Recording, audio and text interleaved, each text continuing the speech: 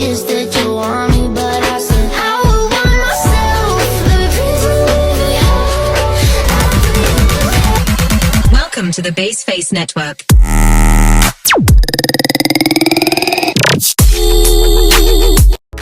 Assalamualaikum, hai teman-teman. Jadi perkenalkan, saya perwakilan dari kelompok 2 ingin memperkenalkan anggota kelompok saya.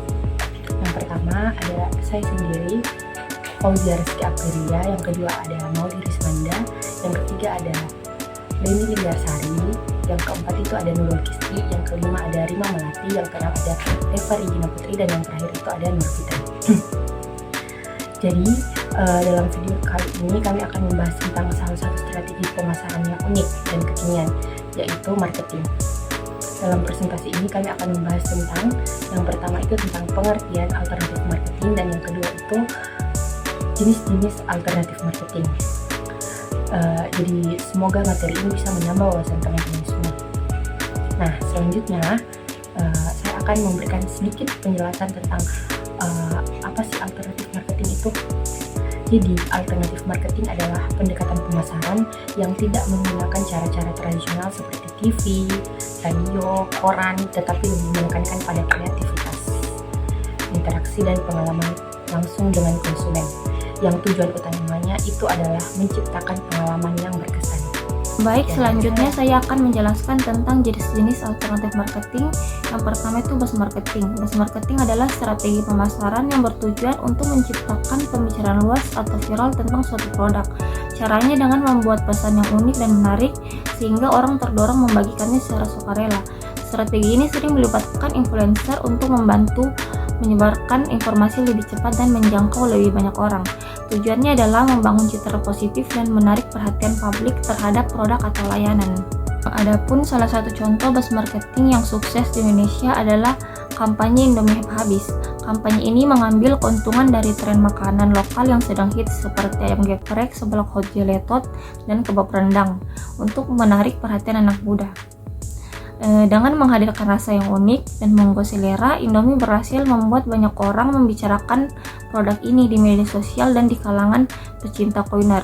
Strategi Indomie Habis nggak cuma berhenti pada produk baru, mereka juga bekerja sama dengan merek fashion lokal seperti The Goods Date untuk membuat merchandise bertema Indomie seperti kaos dan tas yang makin memperkuat citra merek mereka di mata anak muda. Selain itu, kampanye ini juga didukung dengan iklan kreatif di televisi dan penyebaran pesan lewat media sosial. Hasilnya Indomie Habis berhasil menciptakan buzz marketing yang besar sehingga produk ini jadi topik hangat yang dibicarakan di berbagai platform. Kampanye ini menunjukkan bagaimana kombinasi antara produk baru, kolaborasi dengan merek lain, dan media sosial bisa membuat pemasaran jadi sangat efektif. Selanjutnya yaitu guerrilla marketing. Guerrilla marketing adalah sebuah strategi pemasaran yang mengandalkan kreativitas, kejutan, dan interaksi secara langsung untuk menarik perhatian audiens. Tujuan utamanya yaitu menciptakan dampak besar, tetapi dengan biaya kecil. Adapun ciri-ciri guerrilla marketing yaitu biayanya rendah tapi hasilnya bisa sangat viral. Yang kedua, dilakukan di tempat umum seperti jalanan, stasiun, kampus. Yang ketiga, mengandalkan elemen kejutan dan emosi seperti tertawa, kaget, dan terhibur.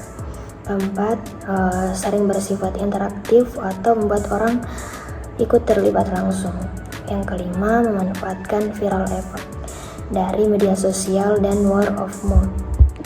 Tujuan guerrilla marketing yaitu meningkatkan kesadaran merek atau brand awareness. Yang kedua, meningkatkan engagement audience. Yang ketiga, meningkatkan kemungkinan viral di media sosial. Dan yang keempat, membedakan diri dengan kompetitor melalui ide kreatif. Salah satu contoh guerrilla marketing yang paling ikonik datang dari Coca-Cola lewat kampanye Happiness Machine. Ditempatkan di sebuah kampus, mesin ini tampak seperti vending machine biasa, tapi ketika seseorang membeli minuman, kejutan muncul. Botol soda ekstra, pizza, kue, bahkan bunga dan boneka beruang. Iklan ini bukan hanya menjual produk, ia juga menjual perasaan kebahagiaan. sesuai dengan pesan brand Coca-Cola Open Happiness. Guerrilla marketing berhasil karena ia menyentuh sisi emosional.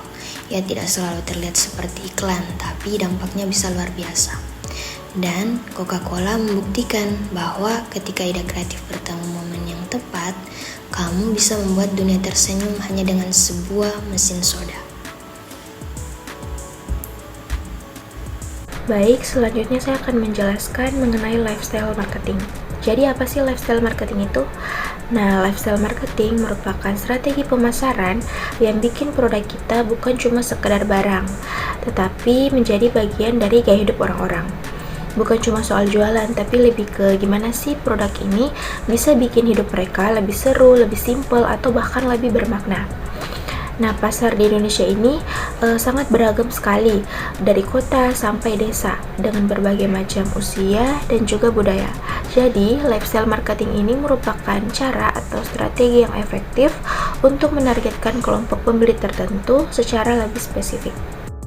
Contoh produk yang menggunakan lifestyle marketing di Indonesia dari merek kopi, salah satunya Kopi Kenangan. Kopi Kenangan menjual lebih dari sekedar kopi dengan menciptakan pengalaman yang cocok dengan gaya hidup anak muda.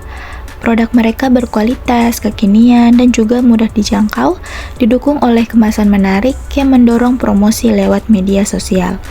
Mereka terus mengikuti tren dengan varian baru dan juga berkolaborasi dengan influencer untuk promosi yang natural. Dengan gerai di lokasi strategis dan kemudahan pemesanan melalui aplikasi, Kopi Kenangan menjadi bagian dari gaya hidup anak muda yang modern dan juga praktis.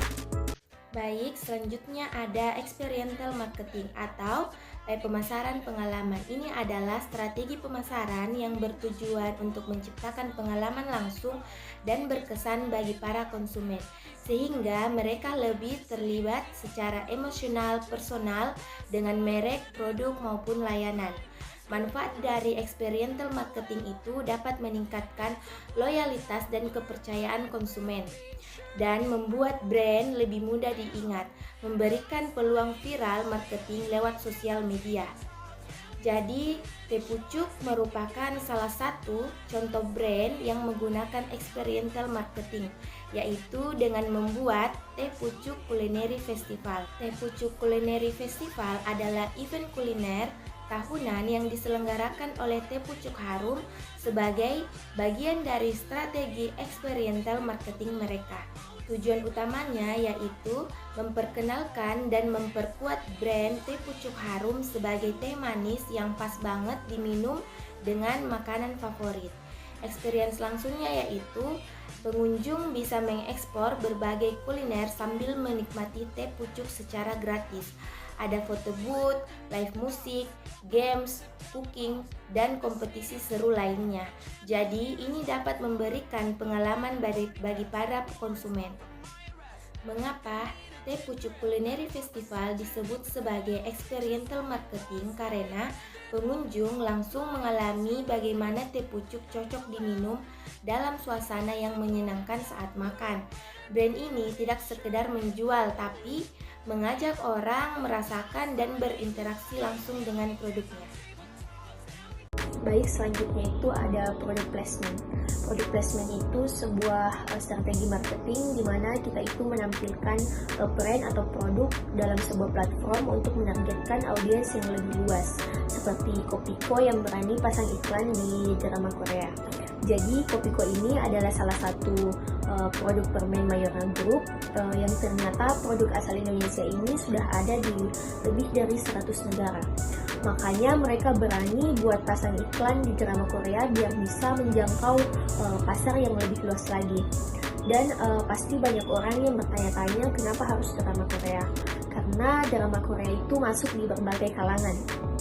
Dan seleksi iklan yang ketat jadi bisa menambah eksklusivitas iklan produk yang muncul di drama Korea.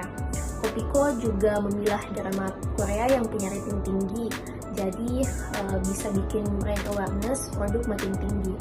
Kopiko pertama kali muncul di drama Korea Vincenzo pada tahun 2021 dan tahun 2024 ini Kopiko juga berhasil muncul lagi di drama Marry My Husband.